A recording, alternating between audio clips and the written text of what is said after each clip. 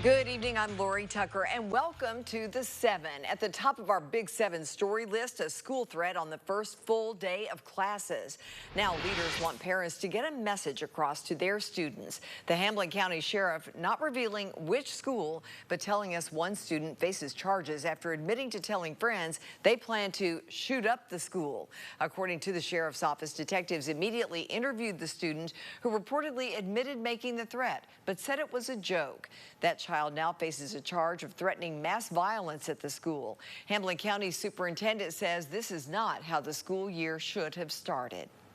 It's disappointing to start the year with this, but what I also think it shows our parents and our guardians and the community is we take it very seriously. We will look at everything, and we're working very closely with our local law enforcement. So there's two good things about how they acted so swiftly.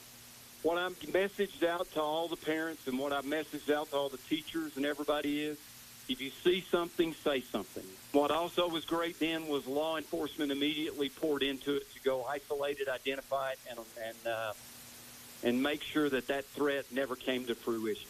Sheriff Chad Mullins noting in his news release that school has been in session for less than a week and is already having to deal with a threat.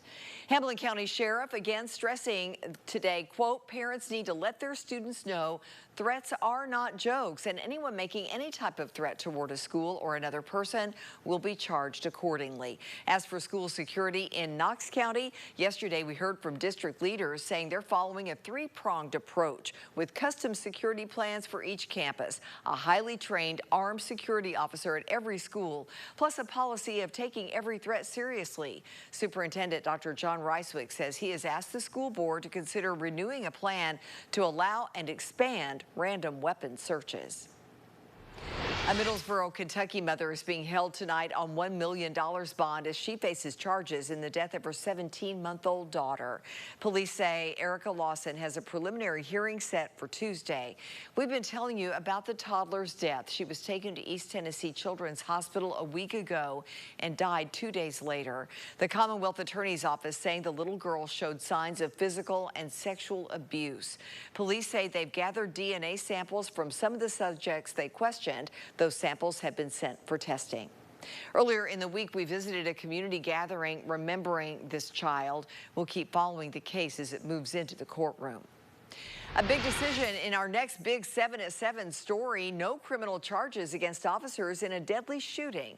The district attorney's office saying it was, quote, horrible and tragic that an officer killed a man who was not the one they were trying to arrest.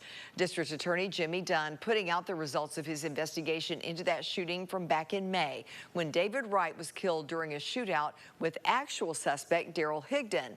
Dunn says Higdon refused to stop for a police officer. Later, David Wright answered the door when officers went to Higdon's home. In the process, an officer spotted Higdon with a gun. Higdon and officers reportedly exchanged gunfire. Eventually, officers were told Higdon was coming out of the front door, but instead it was Wright, leading to that fatal shot. As for Higdon, he is facing charges including first-degree felony murder with the next court date set for September 18th. A manhunt for a shooting suspect comes in the next spot on our Big 7 list tonight. That shooting happening overnight in Campbell County. Dispatchers tell us the call came in from the Grantsboro Road area 15 minutes after midnight. One person taken to UT Medical Center, another refused treatment. Dispatch adds that neither victim suffered life-threatening injuries. The Campbell County Sheriff's Office is leading the investigation. Another big story at 7 tonight, more West Nile virus found in Knox County. That means more mosquito spraying from the health department, this time focusing on part of the West Hills neighborhood. You see the map from the health department here. That's where crews plan to spray Tuesday night between 8 p.m. and 2 a.m. Look closely there. This covers Van Osdale Road, Bennington Drive, Cortland Drive, and North Winston Road, plus several connecting roads surrounding West Hills Elementary, just north of I-40. You can expect to see signs put up in the spray zone as well. Neighbors should stay inside during the spraying. Also, keep your pets indoors or in the backyard. As we've reported, this is the second example of West Nile virus turning up in mosquitoes in Knox County this summer. Health department workers sprayed a week ago around Adair Park. That's in the Inskip neighborhood. Our Big 7 list rolls on with a rare bit of severe weather hitting East Tennessee. Rare, at least for this area and this time of year.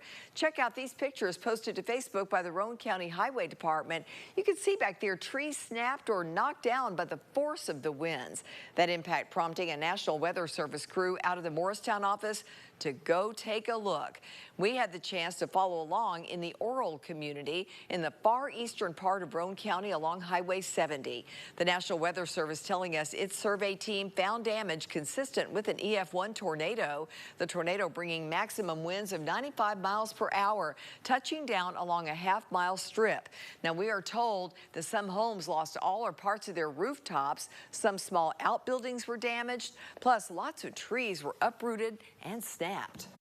I jumped up and looked out the window and I seen this trampoline flying up, went to the left and come back and went to the right, and when I turned I noticed the tree down over here uprooted.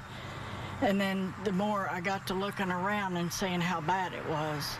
The Weather Service says the system that brought that tornado was not even a thunderstorm, and this is rare, as we said, with just a handful of tornadoes recorded in the month of August in East Tennessee. Let's take a look quickly over in West Tennessee. Massive flooding around the Obion County town of Union County. Search and rescue crews used a boat to save people trapped in a mobile home. Once rescued, people were put on school buses and church vans and taken to shelters. Local and state law enforcement had to close several streets and detour traffic. So the weekend weather is our last Big 7 story. Let's check with meteorologist Matt Condon in the Storm Center, and you're going to take us back to that tornado because of the rarity. Exactly. I mean, so I spoke with the National Weather Service, and this is only the 6th recorded tornado in East Tennessee in the month of August, which is pretty remarkable. So already you have that rare tornado. When you combine the fact that there was no lightning with the storm, a lot of times when forecasters are trying to determine whether to issue a warning, you look at the lightning jump. If you see more lightning, you know the storm's becoming stronger and you're more likely to see some more severe effects from it. But let's take a look where this happened. So Roane County, right along I-70, as Lori mentioned, EF1, low-end EF1 tornado, 95-mile-per-hour winds, a path length of just about a half mile, 200 yards width of damage. So a pretty scary situation for just a couple of seconds. It was only on the ground for about 20 seconds, but it's always important when we do have systems moving through to stay weather aware. Tonight, though, very quiet on radar. Temperatures right now are in the 80s, 86 in Knoxville, 84 in Middlesboro, 79 in Wartburg and Crossville. So it's hot, it's humid. Humidity does start to take up towards this weekend. Notice tropical air off to the south. It's moving in here for your weekend. And along with the humidity, some rain chances are starting to move in as well. I'll walk you through the entire timeline of the weekend coming up in just a couple of minutes.